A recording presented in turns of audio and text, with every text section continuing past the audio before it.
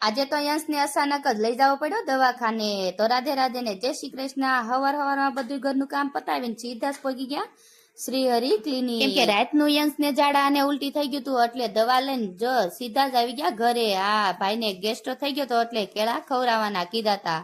પછી તો જો કેળા ખવડાવીને થોડીક એવી દવા પાવાની, એકલા તે દવા પાવાની હોય એટલે ભાઈ તો પેલા જ રોવા મળ્યા. હા, ભાઈને ખબર પડી ગઈ કે મારે દવા પીવાની છે. પછી હું જો ભાઈને બે પગ વચ્ચે દબાવી દવા પાવાની હોય. હા, દવા તો ગમે એમ પાવી તો પડે. હાંસ પડતા પડતા મારે બનાવવાના હતા પાસ્તા. કેમ કે આજે તો જમવામાં હું અને એન્જલ જ હતા. કેમ કે સાહેબ ને જવાનું હતું આજ તો મેલડીમાં ના તાવામાં. જવાનું તો બધાને હતું પણ આજ યંશની મજા બગડી ગઈ હતી એટલે આજ મારે જવાનું કેન્સલ કર્યું. પછી તો જો મારા પાસ્તા મસ્ત મસ્ત બપાઈ ગયા.